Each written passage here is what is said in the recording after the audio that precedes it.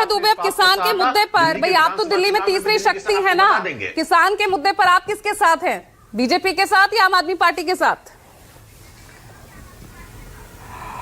पूजा जी, आपके शेर को कुछ इस तरह पढ़िए कि तू इधर उधर की बात न कर, ये बता दिल्ली और देश को क्यों लूटा।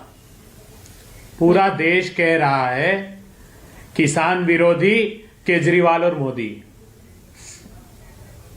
इनके पाप को बारी बारी से गिनिए। कृषि के क्रूर काले कानून पर आज केजरीवाल जी ने मुंह खोला है। देश के लोगों, बड़ा गौर से सुनिए, 23 नवंबर 2020 को एकमात्र मुख्यमंत्री थे जिस आपने जो पाप किया था कि उन कृषि के क्रूर काले कानून को सबसे पहले अधिसूचित किसी ने किया और भाजपा सरकार के साथ उन काले कानूनों के समर्थन में खड़े हो गए, वो केजरीवाल सरकार थी। नोटिफिकेशन इशू किया और वो भी उस कानून का नोटिफिकेशन जिसमें एसेंशियल कमोडिटी एक्ट को डायल्यूट करके धन्ना सेठों को, मुट्ठी भर जमाखोरों को असीमित संग्रहण की अनुमति दी थी, मंडी के बाहर बेचने की अनुमति दी थी, उसको अधिसूचित कर दिया था।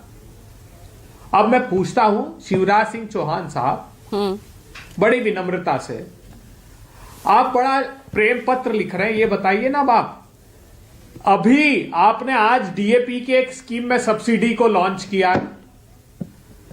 नवंबर के माह में जब सबसे ज्यादा आवश्यकता डीएपी की थी, 3 बार डीएपी लगता है फसल के दौरान, यूरिया तो एक ही बार डालना पड़ता है। नवंबर में 2.5 लाख मेट्रिक टन कम दिया आपने किसानों को, अक्टूबर में 2 लाख मेट्रिक टन कम दिया और सितंबर में 3 लाख मेट्रिक कम दिया डीएपी आपने। प्रधानमंत्री जी कितना बड़ा झूठ बोला महाराष्ट्र में जाकर, और कृषि मंत्री जी मुंह फेर लिया आपने। सोयाबीन के 6,000 रुपए लेना क्विंटल के, सरकार बना दो, वहां सरकार बन गई और किसान बेचारे दर दर की ठोकरें खा रहे हैं। सोयाबीन के किसान मध्य प्रदेश और महाराष्ट्र 2 प्रांतों में होता है। अभी गुरु प्रकाश फसल बीमा योजना की बात कर रहे थे, बताओ ना गुजरात प्रांत ने क्यों बंद की फसल बीमा योजना? देश के 6 प्रांतों ने बंद की। 64,000 करोड़ रुपए निजी कंपनियों के खातों में मुनाफा गया है। आप कह रहे थे किसानों की आत्महत्या, तो ये अमित शाह साहब ने आपकी बात का खुलासा किया है। 2014 में 13,000 किसान, 15 में 16,000 किसान, 17 में एक के बाद 1,04,49 किसानों ने इन 10 सालों में आत्महत्या की, जो आज इसके पहले कभी नहीं हुआ। शिवराज जी, 7 साल से आपकी पार्लियामेंट्री कमेटी में आपके मंत्रालय ने जवाब दिया कि आपका मंत्रालय 7 साल से मोदी जी को लिख रहा है कि जीएसटी कृषि यंत्रों पर से, खाद पर से आप हटा दीजिए, इनपुट कॉस्ट बहुत बढ़ गई है। वो कह रहे हैं कि मोदी जी 7 साल से हमारी नहीं सुन रहे। स्वामीनाथन आयोग की रिपोर्ट 2006-2007 में आपके कार्यकाल में ही सौंपी गई थी ना, जिसे 2010 में खारिज कर दिया था आपकी सरकार ने। बहुत अच्छा लग रहा है आज आप सवाल उठा रहे हैं, कांग्रेस किसानों के हित की आज बात कर रहे हैं, बहुत अच्छा लग रहा है। नहीं पूजा जी, स्वामीनाथन कमीशन की कितनी सिफारिशें थी बताइए, चलिए देश को। आप कह रही ने खारिज कर दी, 201 सिफारिशें थी।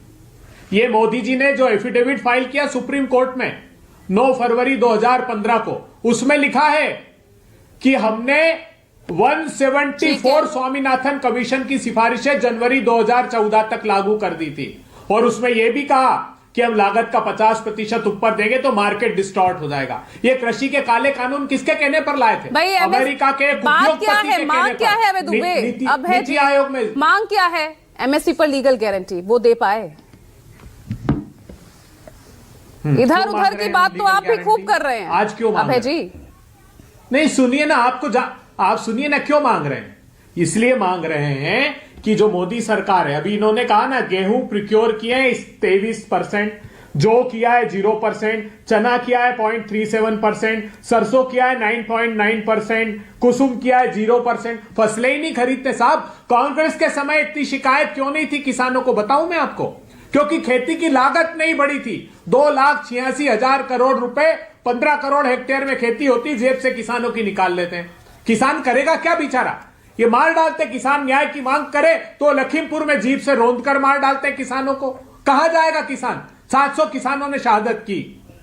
भारतीय जनता पार्टी और आप दोनों राजनीतिक दल। देखिए, मुद्दा तो आज हमने दिल्ली के किसानों को लेकर उठाया है, दिल्ली की राजनीति और दिल्ली में किसान। अब आप बताइए कहां हैं आप मुझे ये बताइए। आप ये पूछे कि आप कहां हैं, ना किसानों के साथ है आप। ये लिख रहे हैं, तू मेरा प्रेम पत्र पढ़ के नाराज ना होना, मैं तुझे चांद समझूंगा मगर उसमें भी दाग है। स्थिति तो दिल्ली में आपकी भी यही लग रही है ना, 3 में ना 13 में, स्थिति आपकी भी यही लग रही है दिल्ली में अभय जी। अरे 3 भारतीय जनता पार्टी और आपने 3-13 कर दिया है दिल्ली को। बताइए ना, इतना बड़ा पाप दोनों ने किया है। आखिरी बात कहता हूं, अभी हमारा महाकुंभ होने वाला है। मां गंगा की जो रिपोर्ट आई है, एनजीटी ने क्या कहा है? ये कहा है सरकार को कि लिख दीजिए वहां की गंगा का पानी ना आचमन के योग्य है ना स्नान के योग्य है। क्यों? क्योंकि फीकल कोलीफॉर्म दिल्ली में यमुना का मुद्दा उठाते कुंभ के मेले में चले गए। अभय जी, यही तो दिक्कत है ना, एक मुद्दे पर नहीं टिक पा रही है कांग्रेस दिल्ली में। जो पिच बीजेपी या आम आदमी पार्टी सेट करती है उसी पर उतर जाती है खेलने। अरे आप आम आदमी पार्टी के पाप भी तो सुनिए। जो यमुना गंगा में प्रवेश करती है पाला से, वहां तो पानी साफ है, लेकिन प्रवेश करने के बाद जब छठ पे हमारे आस्था की डुबकी लगाई हमारे पूर्वांचली भाई बहनों ने, 97 लाख एमपीएन पर 100 ml फीकल कोलीफॉर्म था। इसकी कल्पना करिए कितना मानव मल में उन्होंने डुबकी लगाई। और क्या कहते थे दोनों? मां गंगा ने बुलाया है, 5 साल दो मां यमुना को साफ कर दूंगा। दोनों ने हमारी आस्थाओं के साथ खिलवाड़ किया है। आज एक बच्चा दिल्ली में जन्म लेता है, जन्म लेते ही 25 सिगरेट